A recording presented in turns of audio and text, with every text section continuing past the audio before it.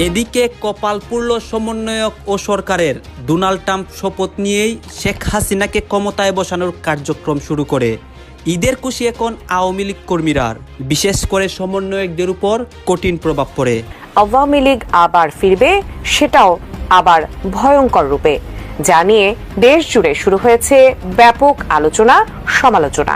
আওয়ামী লীগ যদি আবার বাংলাদেশে ফিরে আসে, ভয়ঙ্কর রূপে ফিরে আসবে। কারণ সমন্বয়কদের শত্রু এখন শুধুমাত্র যে ছাত্রলীগ, যুবলীগ, আওয়ামী লীগ বিষয়টা কিন্তু তা না। তবে যেই খেলাটা শুরু হয়েছে, দোষটা চলে আসছে ছাত্রলীগ, আওয়ামী লীগের উপরে। তবে আমরা কমেন্টের মধ্যে দেখছি বা ছাত্রলীগ, আওয়ামী লীগের পক্ষ থেকে বলা হচ্ছে যে তাদেরকে দোষী সাব্যস্ত করে যারা প্রকৃত অপরাধী তারা আড়ালে চলে যাওয়ার চেষ্টা করছে। কারণ সমন্বয়কদের এখন শুধুমাত্র আওয়ামী লীগের শত্রু মনে করে না, আরও অনেকেই কিন্তু আসলে শত্রু মনে করছে। তবে সমন্বয়কদের জন্য খুবই খারাপ সংবাদ হচ্ছে কি, দর্শক, বর্তমান ইউনূস সরকার, অন্তর্বর্তীকালীন যে সরকার, সেই সরকার কি ভয় পাচ্ছে? ভয় পেয়ে তারা কি নির্বাচন এগিয়ে নিতে চাইছে? নির্বাচন কি তাদের যে টার্গেট ডেট, সেই ডেটের আগেই কি হবে? উপদেষ্টা, ছাত্র উপদেষ্টা বাংলাদেশে না হয় সারা বাংলাদেশ আমরা আন্দোলন চালাম, এটা মিস্টেক। আমরা ছাত্র জনতা স্পষ্টভাবে বলে দিতে চাই, আমরা রক্ত দিতে শিখে গিয়েছি, আমরা কিন্তু বুলেটের ভয় পাই না। তো এই সুদখোর ইউনূসের বিরুদ্ধে বাংলাদেশের প্রতিটি শ্রেণীর মানুষ কি কথা বলতে শুরু করেছে এবং তার পদত্যাগ দাবি জানাচ্ছে। জানলে খুশি হবেন যে আওয়ামী লীগ এবং আপনার ছাত্রলীগ পুনরায় বাংলাদেশের রাজপথ আস্তে আস্তে দখল নিচ্ছে। ট্রাম্প ক্ষমতায় চলে এসেছে। ক্ষমতা গ্রহণের সাথে সাথে যেটা শুরু হবে সেটা হলো ফালতু সব সমন্বয়, সার্জিস বলেন, রাফি বলেন, হাসনাত আব্দুল্লাহ অথবা নাহিদ ইসলাম, আসিফ মাহমুদ, সবাই সব তথ্যই নিয়ে আছে এবং এদের মূলত আসলে পালানোর জায়গা আমি দেখি না। আসসালামু আলাইকুম রহমতুল্লাহ, সবাই কেমন আছেন? আশা করি সবাই অনেক অনেক ভালো এবং সুস্থ আছেন। সবাইকে স্বাগতম জানাচ্ছি আমাদের আরেকটি নতুন ভিডিওতে। প্রতিদিনের মতো আমি আপনাদের রিয়াদ ফারুকি আবারও চলে আসলাম নতুন একটা ভিডিও নিয়ে। দর্শক, আজকের ভিডিও টাইটেল এবং থাম্বনেল দেখে ইতিমধ্যে বুঝতে পেরেছেন কি বিষয় নিয়ে কথা বলবো। বর্তমানে চলমান দেশের যে রাজনীতির পরিস্থিতি চলতেছে, তারই ধারাবাহিকতা আমরা চেষ্টা করি সবসময় আলোচিত সমালোচিত সব খবর সবার আগে আপনাদের মাঝে পৌঁছে দেওয়ার চেষ্টা করি। তারই ধারাবাহিকতা আজকের ভিডিও। ইতিমধ্যে আপনারা সবাই ভিডিওর শুরুতে বেশ কিছু অংশ বিশেষ দেখেছেন, যে অংশ বিশেষগুলো দেখে বুঝতে পেরেছেন আজকের ভিডিওটি কতটুকু গুরুত্বপূর্ণ হতে চলেছে। তাই আমি আর বিষয়টা নিয়ে বিস্তারিত বলবো না, কারণ বিস্তারিত বলতে গেলে ভিডিওটা অনেক লম্বা হয়ে যাবে। তাই সংক্ষেপে করার ক্ষেত্রে আমি মূল আলোচনা নিয়ে যাচ্ছি। তার আগে আপনাকে ছোট্ট একটি অনুরোধ জানিয়ে রাখতে চাই, যারা আমাদের ফারুকি অনলাইন ইউটিউব চ্যানেলটিতে এখনো নতুন আছেন, প্লিজ দয়া করে আমাদের চ্যানেল সাবস্ক্রাইব করে সাথে থাকবেন। চলুন আমরা একটা ভিডিও ফুটেজের মাধ্যমে ধারাবাহিকভাবে একটু বিস্তারিত দেখে আসবো।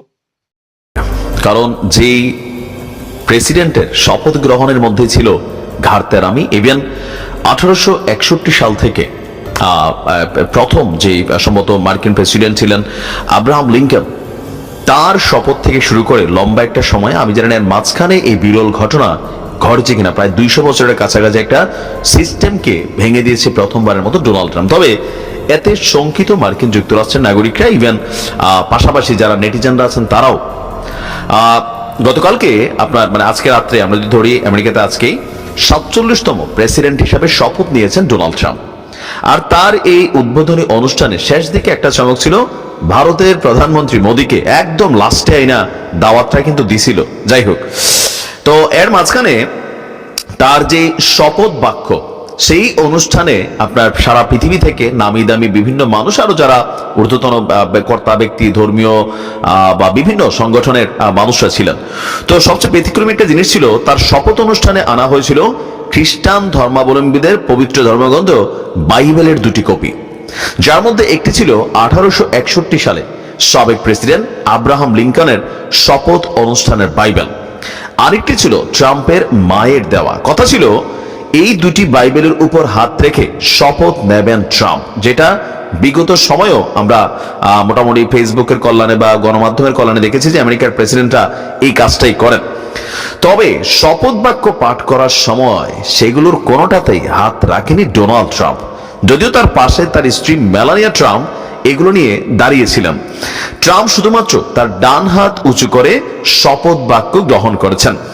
আর এই বিষয়টি নিয়ে চর্চা হচ্ছে সামাজিক যোগাযোগ মাধ্যমে, যে বাইবেলে হাত না রাখায় ট্রাম্পের শপথ কি পরিপূর্ণ হয়েছে নাকি হয়নি। ট্রাম্পের শপথ অনুষ্ঠানে শেষ হওয়ার পর এই বিষয়টি নিয়ে গুগলেও চলছে প্রচুর পরিমাণ সার্চ ইঞ্জিন গুগল বলছেন গতকালকে থেকে এইটার উপরই সবচেয়ে বেশি সার্চ করছে মার্কিন নাগরিকরা।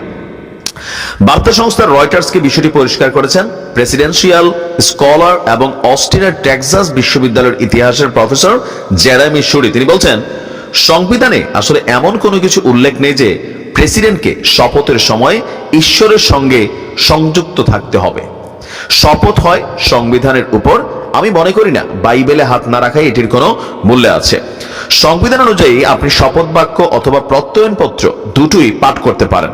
যুক্তরাষ্ট্রের প্রতিষ্ঠাতারা ধর্মে নাস্তিকদের জন্য শপথের ব্যবস্থা রেখেছে। তবে ট্রাম্পের মুখপাত্ররা এই বিষয়ে তেমন কোনো বক্তব্য দেননি।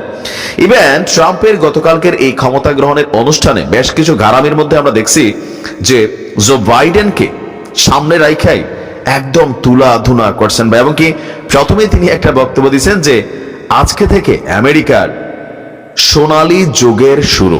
তবে সোনালী যুগের শুরুতে আমরা বলি কেমন সোনালী যুগ হবে, ইসরায়েলেরও সোনালী যুগ হবে। সর্বশেষ মার্কিন প্রেসিডেন্ট জো বাইডেন সরকার, আপনাদের খেয়াল থাকার কথা ছিল যে একটা বোমার বড় ধরনের চালান আটকে রাখছিল। আর গতকালকে আজকে ক্ষমতায় বসার পর সে যেই কয়েকটা নির্বাহী আদেশ সাইন করছে বাইডেনের বিপরীতে, যেগুলো বাইডেন সরকার কর্তৃক বিলম্বিত হচ্ছিল অথবা আটকে রাখা হয়েছিল, এর মধ্যে ছিল একটা ইসরায়েলের, সেটাকে সে অ্যালাউ করে দিছে। মেক্সিকো সীমান্তে আপনার মুহূর্তের মধ্যেই জরুরি অবস্থা ঘোষণা করেছে। হিউজ পরিমাণ সেনা মেক্সিকো সীমান্তে মোতায়েন করা হচ্ছে। তো ট্রাম্পের এই শপথ গ্রহণ অনুষ্ঠানকে ঘিরে পজিটিভ নেগেটিভ বক্তব্য আছে। তবে আমার কাছে মনে হয় আগামী দিনে আমেরিকা ফার্স্ট যে নীতি ডোনাল্ড ট্রাম্পের, সেই নীতিতে আসলে কার কপালে কি আছে হয়তো সময় বলে দিবে। কি মনে হয় আপনার, কি ঘটতে যাচ্ছে বিশ্বে? ঘটনার সত্যতা আসলে কতটুকু সেটা তো জানি না, কারণ সমন্বয়কদের শত্রু এখন শুধুমাত্র যে ছাত্রলীগ, যুবলীগ, আওয়ামী লীগ বিষয়টা কিন্তু তা না। তবে যেই খেলাটা শুরু হয়েছে, দোষটা চলে আসছে ছাত্রলীগ আওয়ামী লীগের উপরে। তবে আমরা কমেন্টের মধ্যে দেখছি বা ছাত্রলীগ আওয়ামী লীগের পক্ষ থেকে বলা হচ্ছে যে তাদেরকে দোষী সাব্যস্ত করে যারা প্রকৃত অপরাধী তারা আড়ালে চলে যাওয়ার চেষ্টা করছে। কারণ সমন্বয়কদের এখন শুধুমাত্র আওয়ামী লীগের শত্রু মনে করে না, আরো অনেকেই কিন্তু আসলে শত্রু মনে করছে। তবে সমন্বয়কদের জন্য খুবই খারাপ সংবাদ হচ্ছে কি, আপনি একা একা রাস্তায় হাঁটছেন, হয়তো আপনি টেলিভিশন টক শোতে অনেক বড় নেতা বা লোকাল পর্যায়ে অনেক বড় নেতা এই মুহূর্তে আর কি, কিন্তু লোকালি বা মাঠের শক্তিতে আপনার ওরকম কোনো শক্তি নাই, কিন্তু একটা টিম হয়েছে, আপনি একজন বড় পদে পাইছেন। আর এরকম পদে যারা আছে তাদের জন্য খুবই খারাপ সংবাদ হচ্ছে তাদের উপরে যে কোনো সময় যে একটা বড় ধরনের আক্রমণ ঘটতে পারে, এইটারই একটা ট্রেইলার আজকে আমরা দেখছি। আর দায়ী করা হচ্ছে ছাত্রলীগ, যুবলীগকে। ঘটনার প্রেক্ষাপট হচ্ছে টাঙ্গাইলে বৈষম্যবিরোধী ছাত্র আন্দোলনের সমন্বয়ক শেখ ফরাসের উপর হামলা হয়েছে। হামলার প্রেক্ষাপটটা ছিল কি যে আমরা সংবাদ সম্মেলন করা হয়েছে, তো বলা হচ্ছে যে গত রোববার গতকালকে সন্ধ্যায় এই ফরাস সহ বেশ কয়েকজন শহরের আকুর টাকুর পাড়ার ওয়াফেল টাইমের সামনে তারা বসেছিল। এই সময় হঠাৎ করেই ৫-৭টি মোটর সাইকেল তাদের সামনে এসে থামে। এর মধ্যে মোটর সাইকেল থেকে একজন নেমে তাকে দাঁড়াতে বলে এবং আরেকজন ওখানেই বসতে বলে। পরে তারা তাকে দোকানের ভেতর যাওয়ার জন্য বলে। তো সেই দোকানের ভেতর যাওয়ার জন্য রাজি না হলে তাকে ধরে দোকানের ভিতর একদম কোলে তুলে নিয়ে ঢুকানো হয়। এরপর সেখানে তাকে ইচ্ছে মতো মারতে থাকে। আর মারতে মারতে তার জ্ঞান হারানোর আগ পর্যন্ত তারা কন্টিনিউ মারতেই থাকে। শরীরের বিভিন্ন স্পর্শকাতর অংশে বুটের লাঠির আঘাত তারা করতে থাকে। পরে শহরের মুসলিম পাড়ার একটি গলিতে নিয়ে তাকে আটকে রাখে। তিনি বলেন যে বিষয়টি জানতে পেরে আমার সহকর্মীরা তারা সেইখান থেকে এসে উদ্ধার করে। প্রাথমিক চিকিৎসা শেষে রাতেই তিনি সদর থানায় একটা মামলা করেছেন। হামলাকারীদের মধ্যে কয়েকজন আওয়ামী লীগের নেতাকর্মীর সঙ্গে তাদেরকে দেখেছেন। হামলাকারীরা ছাত্রলীগের নেতাকর্মী হিসাবে তিনি দাবি করেছেন, আর তাদেরকে দ্রুত গ্রেপ্তারেরও তিনি দাবি করেছেন। আপনার এ ব্যাপারে টাঙ্গাইল সদর থানার ওসি সাহেব বলছেন, যারা এই সমন্বয়কের উপর হামলা করেছে তাদেরকে গ্রেপ্তারের দাবি জানাচ্ছি, বা তিনি গ্রেপ্তারের চেষ্টা করছেন, পুলিশ অভিযান চালাচ্ছে। এখন এখানে মূল ফোকাস ইস্যুটা আমরা যেটা আলোচনার মধ্যে করতে চাই, সমন্বয়কদের নিরাপত্তা। বিশেষ করে আওয়ামী লীগ সরকার পতনের পর অটো শত্রু হয়ে গেছে তারা আওয়ামী লীগ, যুবলীগ, ছাত্রলীগের। এর বাহিরে গেল ৫-৬ মাসে তাদের বিভিন্ন বক্তব্যের কারণে কিন্তু তারা অনেকেরই শত্রুতে পরিণত হচ্ছেন। আবার ব্যক্তি জীবনে আমার আপনার অনেকেই শত্রু আছে না? আমরা রাজনীতির বাইরে কিন্তু ব্যক্তি শত্রু অনেকেই লালন পালন করি। তো এখন দেখা গেছে কি বাংলাদেশের যে কোনো প্রেক্ষাপটে যে কোনো জায়গায় ব্যক্তিগত শত্রুতা হোক, পারিবারিক শত্রুতার কারণে হোক, লোকাল কোনো শত্রুতার কারণে হোক, আবার পলিটিক্যাল পয়েন্ট অফ ভিউতে শত্রুতার কারণে হোক, যখনই কোনো সমন্বয়কের গায়ে হাত ওঠে তখন কিন্তু প্রথমে নাম চলে আসে ছাত্রলীগ আওয়ামী লীগ করছে। এটা জাতির একাংশ আমরা বিশ্বাসও করে ফেলছি, কিন্তু প্রকৃতপক্ষে সবগুলা ঘটনায় যদি ছাত্রলীগ যুবলীগ জড়িত হয় তাদেরকে গ্রেপ্তারের দাবি জানায়। কিন্তু প্রশ্ন হচ্ছে যে সবগুলা ঘটনায় কি তারা জড়িত, নাকি এখানে প্রকৃত যারা অপরাধী তারা অনেকে পার পেয়ে যাচ্ছে? কারণ আমার কাছে মনে হচ্ছে ছাত্রলীগ যুবলীগ আওয়ামী লীগের কি আসলে এতটা মাথা খারাপ অবস্থায় আছে যে প্রকাশ্যে গিয়া। দর্শক, বর্তমান ইউনূস সরকার, অন্তর্বর্তীকালীন যে সরকার, সেই সরকার কি ভয় পাচ্ছে? ভয় পেয়ে তারা কি নির্বাচন এগিয়ে নিতে চাইছে? নির্বাচন কি তাদের যে টার্গেট ডেট, সেই ডেটের আগেই কি হবে? উপদেষ্টা, ছাত্র থেকে যিনি উপদেষ্টা হয়েছেন মাহফুজ আলম, তার একটা ফেসবুক স্ট্যাটাস সেরকম রহস্যেরই জন্ম দিয়েছে। আবার অন্যদিকে প্রধান উপদেষ্টার প্রেস সচিব যে কথা বললেন সেখান থেকেও কিন্তু নতুন রহস্যের জন্ম দিল। ওদিকে শেখ হাসিনার ফেরার নির্দিষ্ট তারিখ, সময় জানিয়ে দিলেন সজীব ওয়াজেদ জয়। শেখ হাসিনা গতকালকে ঢাকায় তার নেতাকর্মীদের সঙ্গে কথা বললেন। সব মিলে রাজনীতির মাঠ কিন্তু উত্তপ্ত। শেখ হাসিনা ফিরছেন, এবং শেখ হাসিনা যখন ফিরছেন এই বার্তা যখন আসলো তখন উপদেষ্টা মাহফুজ আলমের একটা ফেসবুক স্ট্যাটাস নতুন করে আলোচনার জন্ম দিয়েছে যে ডক্টর ইউনূস সরকার কি ভয় পাচ্ছেন কিনা।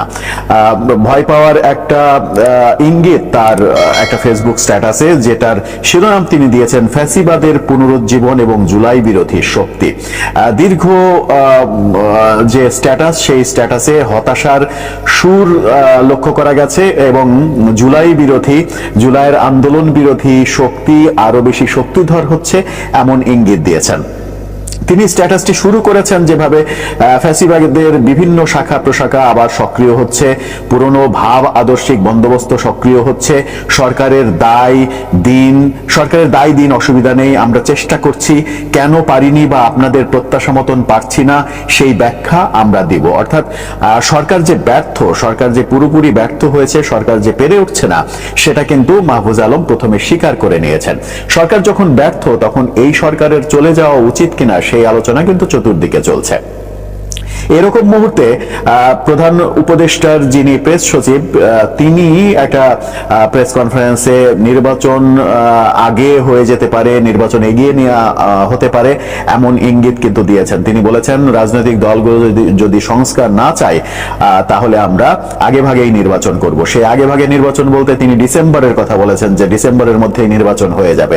কিন্তু সেটাও বোধহয় শেষ পর্যন্ত ঠিক নয় সেই কথাটা। নির্বাচন কি আরো অনেক বেশি এগিয়ে আসছে? নির্বাচন কি এবছরের জুনের আগেই হয়ে যাবে?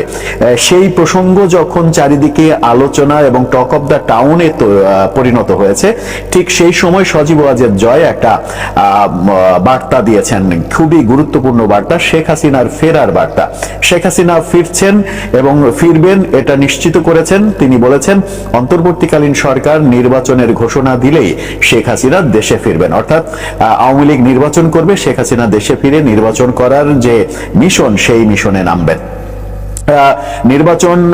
নির্বাচনের যে ঘোষণা, সেই ঘোষণা এগিয়ে আসছে কিনা সেই আলোচনার মাঝে সজীব ওয়াজেদ জয়ের এই কথাটা কিন্তু টক অফ দ্য কান্ট্রিতে পরিণত হয়েছে কিংবা হতে যাচ্ছে, এমনটা ভাবলে ভুল ভাবা হবে না। যখন শেখ হাসিনা ফেরার একেবারে নির্দিষ্ট মোটামুটি দিনক্ষণ ঘোষণা করা হলো যে শেখ হাসিনা নির্বাচনের ঘোষণা আসলেই শেখ হাসিনা দেশে ফিরবেন, কেমন করে ফিরবেন, কিভাবে ফিরবেন, এই আলাপগুলো যখন হচ্ছে, তখন আজকে ডোনাল্ড ট্রাম্পের শপথ অনুষ্ঠান হয়ে যাচ্ছে। শপথ অনুষ্ঠানকে ঘিরে নানা রকমের আলোচনা হচ্ছিল গত বেশ কিছুদিন থেকে। গত 2 মাসের মূল আলোচনাটাই ছিল ডোনাল্ড ট্রাম্পের 20 জানুয়ারির শপথ, এবং শপথের পরে বাংলাদেশের রাজনৈতিক ব্যাপারে হস্তক্ষেপ করবেন ডোনাল্ড ট্রাম্প। জয় যে ঘোষণাটা দিয়েছেন, সেই ঘোষণা ডোনাল্ড ট্রাম্পের শক্তি থেকেই আসছে কিনা, ভারতের শক্তি থেকেই আসছে কিনা, সেই আলোচনাগুলো যখন হচ্ছে তখন আমরা দেশের অভ্যন্তরে দেখলাম একটা বড় ঘটনা ঘটতে। পুলিশ বাহিনীর পোশাক পরিবর্তন হয়েছে এবং ভয়াবহ হলেও যেটা সত্য সেটা দেখা গেছে পুলিশ বাহিনীর পোশাকের রঙের সঙ্গে পাকিস্তানি পুলিশ বাহিনীর পোশাকের রঙের প্রায় হুবহু মিল। এটা কি এক ধরনের ইচ্ছাকৃত কর্মকাণ্ড নাকি ভুলবশত কালার একই হয়ে যাচ্ছে, সেই প্রশ্নটা কিন্তু সামনে এসে যাচ্ছে। ইতিমধ্যে সামাজিক যোগাযোগ মাধ্যমে বিতর্কের জন্ম দিয়েছে পুলিশ বাহিনীর নতুন এই রং, যে রং পাকিস্তানি পুলিশ বাহিনী ব্যবহার করে সেই রঙের পোশাক কেন ব্যবহার করা হবে? বাংলাদেশ কি পাকিস্তানপন্থী হয়ে যাচ্ছে? বাংলাদেশ কি পাকিস্তানের দিকে ফিরে যাচ্ছে কিনা? সেই আলোচনাগুলো শুরু হয়েছে। সব মিলে শেখ হাসিনার দেশে ফেরার ইঙ্গিত, বাংলাদেশে পুলিশ বাহিনীর পাকিস্তানি ভাব গাম্ভীর্যের পোশাকের দিকে চলে যাওয়া, উপদেষ্টা মাহফুজ আলম ব্যর্থতা স্বীকার করে নেওয়া, নির্বাচন আগে হবে এরকম ঘোষণা সরকারের পক্ষ থেকে দেয়া যদি রাজনৈতিক দলগুলো ঐক্যমতে না পৌঁছায়, জুলাই বিপ্লবের ঘোষণা, এই ঘোষণার কবর রচনা বোধহয় হয়েই গেছে, ৭২-এর সংবিধানের কবর রচনা হচ্ছে না। সব মিলিয়ে ডক্টর ইউনূস সরকারের বিপক্ষেই বোধহয় সবকিছু চলে যাচ্ছে। দর্শক, আপনার কি মনে হয় শেষ পর্যন্ত ডক্টর মোহাম্মদ ইউনূস কি গদিতে থাকতে পারবেন, নাকি ওয়াজ মাহফিলের বিরুদ্ধে বিএনপি ষড়যন্ত্র শুরু করেছে? ওয়াজ মাহফিলে বিএনপির লোকজন নাশকতা শুরু করেছে, আলেম ওলামাদেরকে হেনস্থা করা শুরু করেছে। আওয়ামী লীগ যেটা করেছিল বা আওয়ামী লীগ যেটা ক্ষমতায় থেকে করেছিল, বিএনপি ক্ষমতা আসার আগেই সেটা করছে। প্রকাশ্যে ওয়াজ মাহফিলের বিরুদ্ধে বিষোদগার আওয়ামী লীগের নেতারা করলেও ছাড় পেত না, কিন্তু নব্য বিএনপি নেতারা করছে এবং ছাড় পাচ্ছে। বহল তবিয়তে বিএনপির পোস্ট পজিশন নিয়ে বসে আছে। আমরা প্রতিবাদ করব, জবাব দেব এবং জনগণকে কিছু জরুরি আহ্বান জানাবো। আমাদেরকে কঠিন সিদ্ধান্ত নিতে হবে। ওয়াজ মাহফিল নিয়ে কোনো ষড়যন্ত্র আমরা মেনে নিব না। হাসিনা গিয়েছে, এখনো আলেম ওলামারা অপদস্থ হবে। বিএনপি যুবদল ঘোষণা দিবে যে ওয়াজ মাহফিলে আপনার হেনস্থার শিকার হবেন। এই ঘোষণা দেওয়ার পর বিশৃঙ্খলা সৃষ্টি করে ওয়াজ মাহফিল মাঝপথে আপনি পণ্ড করে দেন সিলেট মিজানুর রহমান আজহারি, আর আমরা আঙ্গুল চুষব। আমি ওই পিনাকি ভট্টাচার্যের আহ্বানটাই আমি একটু রিপিট করব, আসছি সেদিকে। দর্শক, বিএনপির এক পান্ডা নেতা নিজেকে বীর মুক্তিযোদ্ধা দাবি করেন, মুক্তিযোদ্ধা নেতা। এই মুক্তিযোদ্ধা নেতা এই কারণে আমরা বিশেষভাবে সন্দেহ করছি। ফজলুর রহমান, কিশোরগঞ্জে বাড়ি, সাবেক ছাত্রলীগের সেক্রেটারি এবং সভাপতি, আওয়ামী লীগের এমপি, কাদের সিদ্দিকীর পা চেটেছে কিছুদিন, এরপরে বিএনপিতে যোগ দিয়েছে, মানে নব্য বিএনপি। তার কথাবার্তার মধ্যে স্পষ্টভাবে নাস্তিক্যবাদের উপাদান পাওয়া যায়। তিনি বলছেন ভিডিওতে যে ওয়াজ মাহফিলের নামে হুজুররা কি করেছে, এরা কি করতে চায়। ওয়াজ মাহফিলের নামে রাজনৈতিক বক্তব্য দেয়, সারা রাত মাইকের উচ্চ সাউন্ড, এরকম সাউন্ড দিয়ে ডিস্টার্ব করা হয়। সৌদি আরব, ইরাক, ইরান কোথাও এরকম নাই। এবং বাঙালির সংস্কৃতি ধ্বংস করতে চায় এরা। মানে সব জায়গায় ওয়াজ মাহফিল, ওয়াজ মাহফিল। এই যে যাত্রাপালা, গান, পুতুল নাচ, এগুলো হচ্ছে না। তার কষ্ট স্পষ্ট বলেছেন যে সব জায়গায় ওয়াজ মাহফিল, যাত্রাপালা, এগুলো সব উঠিয়ে দিচ্ছে। তার ভাষায় কথিত বাঙালি সংস্কৃতি উঠিয়ে দিচ্ছে। এটা তিনি প্রতিবাদ জানাচ্ছেন। এগুলো কি চলছে? হুজুররা কি শুরু করেছে? এগুলো ধর্ম ব্যবসা। টাকা নিয়ে ওয়াজ করে, হেলিকপ্টারে চড়ে, বাসে চড়ে। তার কষ্ট আর কষ্ট। দেখেন, এই যে বক্তব্যগুলো ফজলুর রহমান সাহেবের আমি বললাম, এই বক্তব্য এর চাইতে কি আওয়ামী লীগের লতিফ সিদ্দিকীরা কি এর চাইতে কঠিন কথা বলেছিল? ওয়াজ মাহফিলের বিরুদ্ধে আওয়ামী লীগের কোন নেতা এর চাইতে খারাপ কথা বলেছিল? আমি তো দেখি না। হ্যাঁ, এগুলো শাহরিয়ার কবিতা, ওই টাইপের লোকজন বলতো। আওয়ামী লীগের নেতারাও, যেহেতু বিএনপি আওয়ামী লীগ দুইটাই ধর্ম ব্যবসায়ী, কারণ ভোটের সিজন আসলে তখন টুপি পরে নিজেদেরকে ধার্মিক সাজেন, এটাকেই বলে ধর্ম ব্যবসা। এই জন্য ধর্ম ব্যবসা যেহেতু বিএনপি করে, আওয়ামী লীগ করে, আওয়ামী লীগে প্রকাশ্যে ভাবে ওয়াজ বিদ্বেষী, ওয়াজ মাহফিলে হামলাও করতো আওয়ামী লীগ। কিন্তু বড় নেতা, কেন্দ্রীয় নেতা ওয়াজ বিদ্বেষীদেরকে আওয়ামী লীগ প্রশ্রয় দিত না, নানানভাবে কোণঠাসা করে রাখতো, কারণ নির্বাচন আসলে ধর্ম ব্যবসা করতে হবে। কিন্তু বিএনপি নেতারা ক্ষমতা আসার আগেই ওয়াজ মাহফিলের বিরুদ্ধে যে কথাবার্তা এই ফজলুর রহমান সাহেব বলছে, এবং এক যুবদল নেতা বলছে যে আপনি হেনস্থার শিকার হবেন, মিজানুর রহমান আজহারি বলছেন, এবং ওয়াজের বিরুদ্ধে নানান কথাবার্তা দুদু আলেম ওলামাদের বিরুদ্ধে বলে যাচ্ছে। এতে এবং আমিনুল হক তারাও বলেছে, এতে আওয়ামী লীগকে তারা আসার পাস করেছে, আওয়ামী লীগকে অতিক্রম করেছে ওয়াজ বিদ্বেষী বিএনপি, অথচ এটা বিএনপির চরিত্র নয়। জিয়াউর রহমান, খালেদা জিয়া এদেশের আলেম ওলামা সবচেয়ে সম্মানিত এবং নিরাপদ ছিল বিএনপি ক্ষমতায় থাকাকালে, জিয়াউর রহমান এবং খালেদা জিয়ার আমলে। অতএব এই বিএনপি খালেদা জিয়া জিয়াউর রহমানের বিএনপি নয়। এই বিএনপি নব্য বিএনপি, এই বিএনপি ভারতের দালাল বিএনপি, এই বিএনপি শারিয়ার কবিরদের রিপ্লেসমেন্টের বিএনপি। দর্শক দেখেন, হ্যাঁ, ওয়াজের উচ্চ সাউন্ড, মাইক বাজে সারা রাত ডিস্টার্ব করা ওয়াজের নামে, এর বিরোধিতা আমরাও করি। মিজানুর রহমান আজহারিও এর বিরোধিতা করেন। তিনি এই রিসেন্টলি ফেসবুক পোস্ট দিয়েও বলেছেন যে এভাবে ওয়াজ মাহফিলের প্যান্ডেলের মধ্যেই সাউন্ড সীমাবদ্ধ রাখার চেষ্টা করবেন, উন্নত সাউন্ড সিস্টেম করবেন। যারা দূরে, যারা ঘুমাতে চায় কিংবা পড়াশোনা করতে চায়, অসুস্থ, তাদেরকে কেন ডিস্টার্ব করবে, এটা নিয়ে আমরাও কথা বলি। কিন্তু এই ফজলুর রহমানের কথা আর আমাদের কথা এক না। কারণ কি, ফজলুর রহমানের আপত্তির জায়গাটা হচ্ছে বাঙালি সংস্কৃতি নাকি ওয়াজের কারণে ধ্বংস হচ্ছে। এর মানে পুতুল নাচ, যাত্রাপালা, হ্যাঁ ইটস ট্রু, পুতুল নাচ, যাত্রাপালা এগুলো এখন আর হচ্ছে না, গান হচ্ছে না, এগুলোর পরিবর্তে ওয়াজ মাহফিল হচ্ছে গ্রামগঞ্জে, পথে প্রান্তরে। এই কথিত বাঙালি সংস্কৃতিকে আমরা লাথি মারি। আমরা মুসলিম, আমরা যাত্রাপালা, পুতুল নাচের বিপরীতে আমরা ওয়াজ মাহফিল কালচারই প্রতিষ্ঠিত করব। এটাই আমাদের অরিজিন, এটাই আমাদের রুট।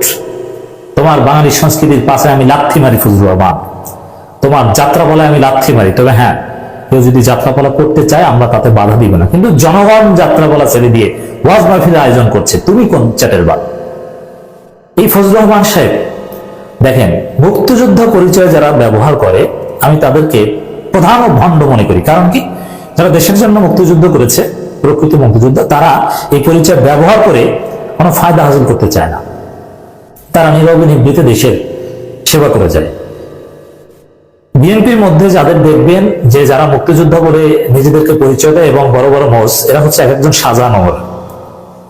বিএনপির দুঃসময়ে শাহজাহান যেরকম বেইমানি করেছে, তার আসল চরিত্র ফুটিয়ে তুলেছে, এই ফজলুর রহমানরা ওই এক একটা শাহজাহান, মুক্তিযোদ্ধা বাটপার এবং নাস্তিকদের দালাল, বড় বড় মৌজ। এরা ভবিষ্যতে শাহজাহান হবে। এরা তারেক রহমানকে লাথি মেরে চলে যাবে 2 দিন পর। এই ফজলুর রহমান, এই বাটপার মুক্তিযুদ্ধে কে আপনি জানেন? এটা কি হাসিনার আমল যে আপনি মুক্তিযুদ্ধ ব্যবসা করবেন, মুক্তিযুদ্ধ সেজে আকাম করবেন আর জনগণ চুমু দিবে? এটা ভারতের দালালি, এখানে চলবে না। আমরা মুক্তিযোদ্ধাদেরকে শ্রেষ্ঠ সন্তান বলি, আমি বলি মুক্তিযোদ্ধারা জাতির শ্রেষ্ঠ সন্তান, কিন্তু এই নাস্তিক্যবাদী, এই ভণ্ড ভারতের দালাল মুক্তিযোদ্ধাদের আমরা লাথি মারি। বুঝতে পারছেন? ওয়াজ মাহফিল নিয়ে যে এরকম বিষোদগার করবে যে ওয়াজ মাহফিলের কারণে যাত্রাপালা, পুতুল নাচ, গান বাজনা উঠে যাচ্ছে, এতে যে কষ্ট পাবে তাকে বিন্দু মাত্র সম্মান দেওয়ার কোনো সুযোগ নেই। দর্শক, এই ফজলুর রহমান একটু পরিচয় দিই, তারপরে বিএনপির প্রতি নসিহত করব। এই ফজলুর রহমান সাহেব, তিনি কিশোরগঞ্জ 3 আসনের সাবেক এমপি ছিলেন। কিশোরগঞ্জের ইটনা জেলার ইটনা থানার জয়সিদ্ধি গ্রামে তিনি জন্মগ্রহণ করেন। তার অ্যানথ্রোপোলজিক্যাল রুট আমি খুঁজে পাইনি যে পূর্বপুরুষ হিন্দু ছিল কিনা। কথাবার্তা দেখে মুসলমানের তো সাপ নাই, চেহারায় তো নাই। এই ফজলুর রহমান সম্পর্কে কিছু তথ্য আপনাদেরকে দিতে চাই দর্শক। সারা পৃথিবীকে চমকে দিয়ে আবারও রাষ্ট্র ক্ষমতায় বসেছেন আপনার ডোনাল্ড ট্রাম্প। আর আজকে তার সেই ক্ষমতা গ্রহণের, শপথ গ্রহণের প্রথম দিন।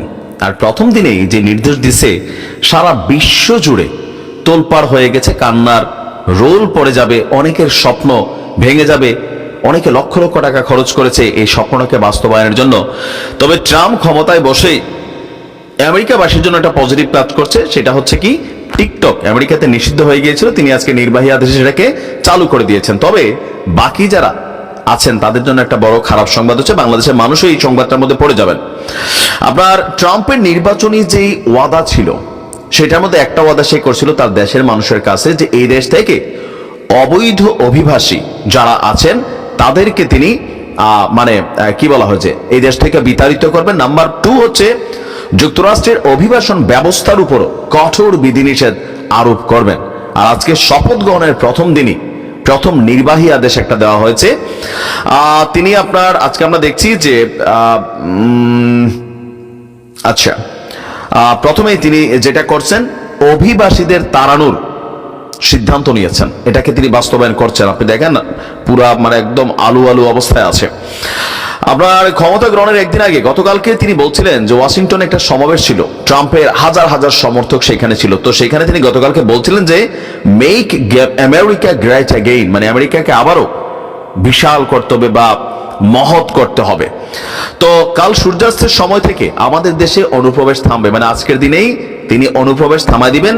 যারা বিদেশ থেকে লক্ষ লক্ষ টাকা খরচ করে দালালদের মাধ্যমে সমুদ্র পাড়ি দিয়ে বিভিন্ন সীমান্ত দিয়ে আমেরিকাতে প্রবেশের চেষ্টা করছে, পাশাপাশি যারা অবৈধ আছে তাদের জন্য তিনি সিদ্ধান্ত দিয়েছেন যে অভিবাসীদের বিতাড়িত করতে যুক্তরাষ্ট্রের ইতিহাসে সবচেয়ে কঠিন তৎপরতা দিয়ে তিনি শুরু করলেন। এই পদক্ষেপের আওতায় লক্ষ লক্ষ অভিবাসীকে বিতাড়িত করা হবে। তবে তিনি যত বড় নির্দেশ দিয়েছেন, এই অভিবাসন বিরোধী অভিযান চালাতে গেলে কয়েক বছর লেগে যাবে অনেকের আশঙ্কা, এবং সরকারের হিউজ একটা টাকা খরচ হবে। তবে ট্রাম্প বলছেন এটা যুক্তরাষ্ট্রের ইতিহাসের সর্বশ্রেষ্ঠ রাজনৈতিক আন্দোলন। ৭৫ দিন আগে আমরা ঐতিহাসিক রাজনৈতিক বিজয় অর্জন করেছি, আমাদের দেশ কখনো এমনটা দেখেনি। আজকে থেকে আমি ঐতিহাসিক শক্তি প্রয়োগ করে ব্যবস্থা নেব এবং আমাদের দেশের প্রতিটি সংকটের সমাধান করব। আর আপনার তিনি আবার বলছেন যে দ্বিতীয় মেয়াদে প্রেসিডেন্ট হিসেবে ট্রাম্প কি কি পরিকল্পনা করছেন তার আভাস তিনি আজকে তার একটু পরে বক্তব্যটা সম্ভবত আমরা আন্তর্জাতিকভাবে দেখতে পাবো। মানে আমি যখন কথা বলছি তার এই শপথ গ্রহণের অনুষ্ঠান টোটালি চলছে, আর সম্ভবত একটা বক্তব্য আমরা সামনেই চলে আসলো যে একটু পরে তিনি এই কাগজগুলোতে সাইন করতে যাচ্ছেন। বাইডেন প্রশাসনের প্রতিটি উগ্র এবং নির্বোধ নির্বাহী আদেশও বাতিল করার প্রতিশ্রুতি দিয়েছেন ট্রাম্প। ট্রাম্পের পরিকল্পনার ব্যাপারে জানাশোনা আছে এমন সূত্রগুলো বলছে যে আপনার ট্রাম্প 200-টিরও বেশি নির্বাহী পদক্ষেপ নেবেন। তো প্রথম যেগুলো নিচ্ছেন সেগুলোর মধ্যে সীমান্ত নিরাপত্তার বিষয়টি, মাদক চক্র, বিদেশি সন্ত্রাসী সংগঠন আখ্যা দেওয়া, তারপর হচ্ছে আপনার যারা ট্রান্সজেন্ডার আছেন তাদের বিরুদ্ধে কিন্তু ট্রাম্প কঠিন সিদ্ধান্ত নিয়েছেন। আর ট্রাম্পের বিতরণ পরিকল্পনাগুলো অভিবাসীদের বিষয়টি আপনার মতামত কমেন্টে জানাবেন। কারা পরবর্তীতে অর্থাৎ ডক্টর ইউনূস যে রাষ্ট্র চালাচ্ছেন সেটাকে আপনারা কতটুকু সমর্থন করেন, এটা নিয়ে আপনারা মতামত জানাতে পারেন কমেন্ট সেকশনে। ধন্যবাদ সবাইকে, ভালো থাকবেন, সুস্থ থাকবেন, আল্লাহ হাফেজ। শেখ হাসিনা ও জয়ের ডলার পাচারের অভিযোগ অনেকটাই সত্য বলছেন দুদক চেয়ারম্যান। সাবেক প্রধানমন্ত্রী শেখ হাসিনা ও তার ছেলে সজীব ওয়াজেদ জয়ের বিরুদ্ধে যুক্তরাষ্ট্রে $300 মিলিয়ন পাচারের অভিযোগ অনেকটাই সত্য, একথা জানিয়েছে দুর্নীতি দমন কমিশনের দুদক চেয়ারম্যান ডক্টর মোহাম্মদ আব্দুল মোমেন। বলেছেন তাদের বিরুদ্ধে তদন্ত করে ব্যবস্থা নেওয়া হবে। রোববার 22 সেপ্টেম্বর বিকেলে প্রথম গণমাধ্যম কর্মীদের সঙ্গে মতবিনিময় সভায় দুদক চেয়ারম্যান এসব কথা বলেন। সাংবাদিকদের সাথে মতবিনিময়ে দুদক চেয়ারম্যান বলেন, এ সময় দুদকের বিরুদ্ধে নানান অভিযোগ যৌক্তিক জানিয়ে প্রভাব মুক্তভাবে স্বচ্ছ তদন্ত করার প্রতিশ্রুতি দেন দুদক চেয়ারম্যান। টানা 15 বছর ক্ষমতাকে কুক্ষিগত করে দেশকে দুর্নীতির এক স্বর্গরাজ্য গড়ে তুলেছিলেন আওয়ামী লীগ সরকার। দলের প্রভাব কাটিয়ে বিভিন্ন প্রকল্প ভাগিয়ে নিয়ে দুর্নীতি আর টাকা পাচারের প্রতিযোগিতায় নেমেছিল আওয়ামী লীগের তৃণমূল নেতাকর্মী থেকে শুরু করে হাইকমান্ড পর্যন্ত। গণ অভ্যুত্থানে সাবেক শেখ হাসিনার পতনের পর তাদের দুর্নীতি ফিরিস্তি বের হচ্ছে প্রতিদিনই। তাদের দুর্নীতির এই মহাযজ্ঞে সাবেক প্রধানমন্ত্রী শেখ হাসিনা ও তার ছেলে সজীব ওয়াজেদ জয়ও পিছিয়ে নেই। দেশ থেকে $300 মিলিয়ন যুক্তরাষ্ট্রে পাচার অভিযোগ রয়েছে তাদের বিরুদ্ধে। বিষয়টি আমলে নিয়ে তদন্ত শুরু করেছে দুদক। সবাই সাংবাদিকদের এই সংস্থার নানান অনিয়ম সংস্থাকে কুক্ষিগত করাও কর্মকর্তাদের দুর্নীতির বিষয়টি সামনে এনে নতুন কমিশনের অবস্থান জানতে চাইলে কমিশনাররা বলেন কারো ভয়ভীতি দুদকের তদন্ত প্রভাবিত করতে পারবে না বলে জানান কমিশনার ব্রিগেডিয়ার জেনারেল অব হাফিজ আহমেদ ফরিদু, কমিশনার মিয়া মোহাম্মদ আলী আকবর। দর্শক ভিডিওটি ভালো লাগলে অবশ্যই শেয়ার করে দিবেন। ধন্যবাদ সবাইকে।